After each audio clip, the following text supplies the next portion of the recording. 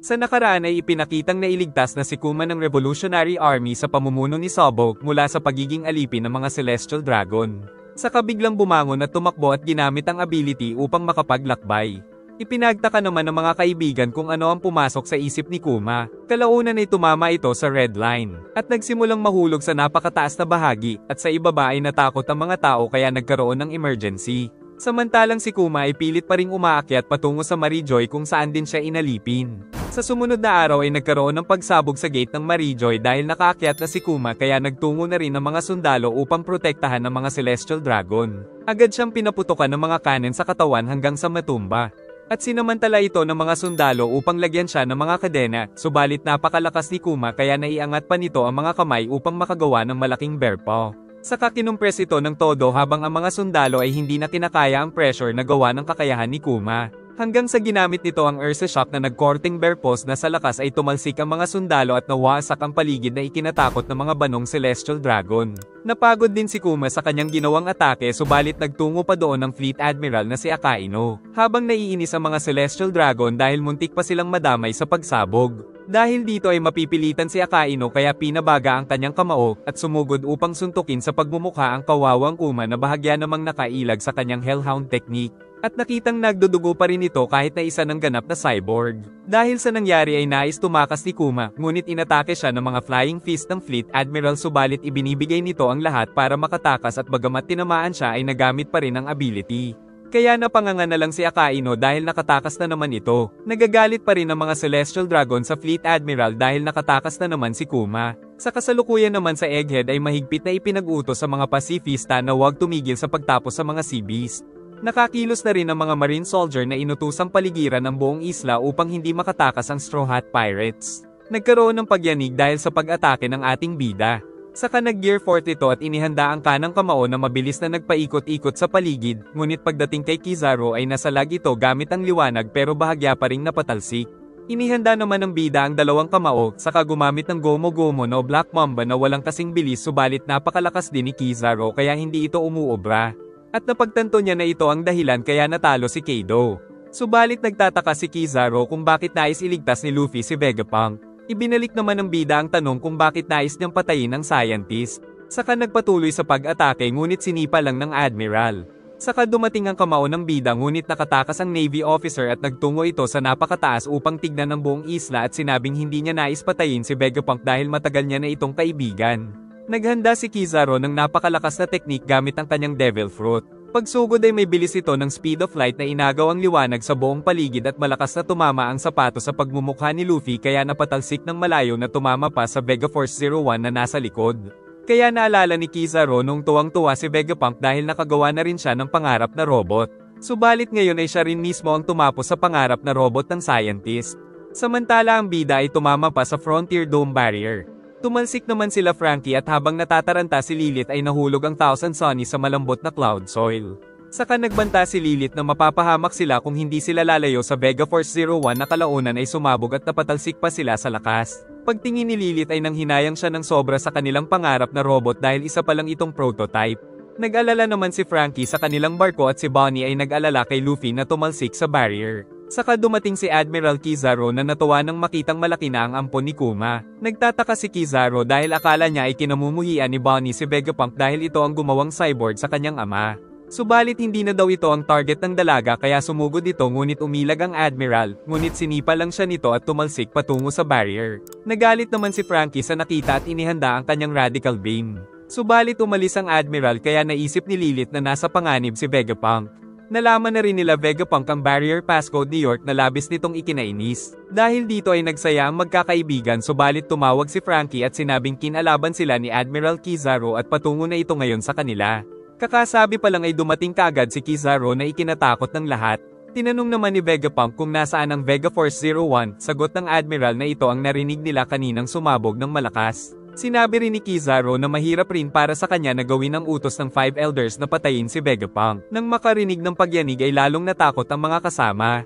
Ngunit ito pala ay si Luffy na gumamit na ng Gear 5 upang makaligtas sa pagsabog ng barrier. Tumalon-talon pa ang bida saka mabilis itong nagtungo sa kinaroroonan nila, hanggang sa kunin nito ng malaking kamay ang Admiral na ikinagulat ng mga kasama. Ito rin ang first time ni Kizaru na makita ang Gear 5 ng bida. Saka sinabi ni Luffy na muntik na siyang mamatay sa ataking ginawa nito. Parang naglalaro lang ang bida na iwinasiwas ang Admiral sa ere, saka pinaikot-ikot ito ng napakabilis hanggang sa inihagis ito sa kalangitan. Saka pinagtawanan ni Luffy dahil walang nagawa ang Admiral. Ngayon lang daw nakita ng mga mata ni Brook ang Gear 5 kahit wala naman siyang mga mata, at nainis naman si Nami na binatukan ito. At nais na nilang makatakas bago pa makabalik doon si Kizaru. Ngunit may dalawang dalagang sugatan na kailangan nilang ingatang buhatin. Giit ni Edison na meron silang mga stretcher. Nagulat naman si Vegapunk nang makita sa ibaba si Bonnie. Nais daw munang mabawi ni Atlas ang kontrol sa mga pasifista dahil kapag natanggal ang barrier ay siguradong patay sila sa mga laser. Subalit nais pang sumama ni Vegapunk na hindi pinayagan ni Usopp dahil siya ang target ng world government. Kaya tumawag na lang sila kay Frankie at sinabing buhay pa si Bonnie. Nang malaman ni Sanji na sinipa ni Kizaru si Bonnie ay nag-init din ng dugo ng coke kaya sila na daw ang bahalang iligtas ito. Subalit nagtungo pa rin sila Vegapunk at Atlas sa mga pasifista. Nagsisisi si Frankie dahil hindi niya nailigtas si Bonnie ngunit sinabi ni Lilith na siya na ang bahala kaya umalis na ang cyborg para tulungan ang mga kasama. Samantala ang mga marine ay pinapaligiran na ang lugar at si Bonnie ay nagtatago doon. Kung saan nagpaliit siya at pinalo isa-isa ang mga ito upang magamitan ng Devil Fruit powers. At hinablat siya ng isa ngunit tumalon siya at pinalo ito sa pagmumukha. May paparating pa ngunit lumaban pa rin siya ng mag-isa dahil ginagawa niya lang bata at matanda ang mga ito subalit nahuli siya kaya muling nagpaliit at tinapos sila. Ngunit binaril naman siya kaya ginamit ang bots upang makalapit at matalo ang dalawang sundalo. Nalaman na ng iba pang marine ang lokasyon ni Bonnie subalit ang mga kasama doon ay naging mga bata at matatanda. Nakita rin ng mga ito si Sentomaru subalit nasunog ang katawan dahil kay Kizaru. Napag-alamang ito pala ang tumulong sa kanya para hindi mamatay sa pagbagsak. Subalit ngayon ay hindi niya ito mailigtas sa mga sundalo. Hinahanap ni Zoro si Lucci ngunit nagpaikot-ikot lang ito sa paligid pero nalalaman daw ni Zoro kung nasaan siya kaya pagsugod nito ay naka-counter kaagad ang swordsman. Nagpatuloy ang kanilang labanan kung saan bahagya nitong napatalsik si Zoro at gagamit sana ng teknik ngunit agad na inatake ni Swordsman kaya muling nagbuno ang mga kuko laban sa mga espada. Subalit mautak naman si Zoro dahil ginamit niya ang lakas ng bots upang magpaikot-ikot at maibalibag si Lucci patungo sa lupa. Tawa ng tawa si Luffy na tinanong kung kailangan niya ng tulong ngunit kaya na daw ito ni Zoro kaya mag-focus na lang daw ang captain kay Kizaru habang sila ay patuloy na nagbakbakan at kalaunan ay naglayo upang magpahinga. Subalit pinakita ni Zoro na hindi pa ito ang kanyang tunay na lakas ngunit hindi natatakot si Lucci. Samantala si Kizaru ay tumatalsik pa rin ng napakalayo at mahuhulog siya sa karagatan kaya gumawa siya ng paraan upang makaligtas sa napakalakas na impact. Gamit ito ay agad din siyang nakabalik at nagkaroon ng mga clone na nagpatalsik sa bida, saka naglabas ito ng lightsaber upang subukang tapusin ang Straw Hat ngunit hindi niya matamaan kahit na anong gawin. Sinubukan pa ring umatake ng bida ngunit nahiwa ng Admiral ang kanyang pisngi, kaya nagpaikot-ikot at nagawa niyang maatake ng napakabilis ang buong paligid na naglinis sa mga ulap doon. Subalit napakarami pa ring laser sa paligid niya at pinagtitira pa rin siya ni Kizaru nang walang tigil saka nalilito rin siya sa mga clone nito. Kaya nagpalaki si Luffy at pinalo niya ang maraming Kizaru subalit nakaligtas ang mga ito at lumipad na sinubukan niyang hulihin pero tumatakbo na sa kanyang braso. Kaya naman naisip ng bida na ihipan ng mga ito ngunit nakaligtas na naman si Kizaru dahil sumabit sila sa puno saka inihagis ng Admiral ang mga ito na hinabol si Straw Hat Luffy kaya napatakbo na lang ang ating bida. Subalit nagbibiro lang pala siya dahil bigla sila nitong sinipa at naubos sa isang atake. Kaso nagpatuloy ang mga liwanag sa kanyang likod at nalamang naloko siya ni Kizaru dahil ang mga kaibigan ng pakay nito na hinawakan sa nguso ang sniper dahil nais niyang malaman kung nasaan si Vegapunk. Nang dumating naman si Vegapunk sakay ng kanyang Vegapunk Candy na tumalbog-talbog at hinabol din sila ni Sanji dahil nais nitong sumama na iligtas si Bonnie. Pinayagan ni Atlas na pumasok si Sanji sa loob ng sasakyan na siya namang pag-alis ni Kizaru dahil nakita niya na ang target. Kaya sa malayo ay inasintan niya ang sasakyan ng scientist at tuluyang tinira subalit kinain ito ng bida na parang isang malaking palaka ang pagmumukha.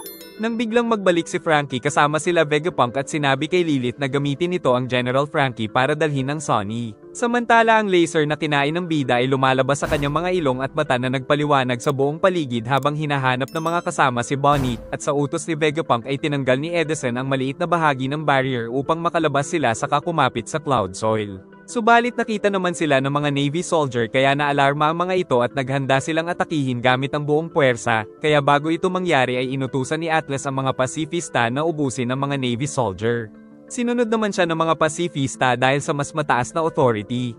Subalit hindi nila alam na nandoon ang may pinakamataas na authority na isa sa 5 elders. Nag-enjoy ka ba? Mag-like and subscribe at pindutin ang bell para updated ka sa susunod na upload. Sana ay nagustuhan nyo at mag-like and subscribe ka na rin para muha-muha chup chup.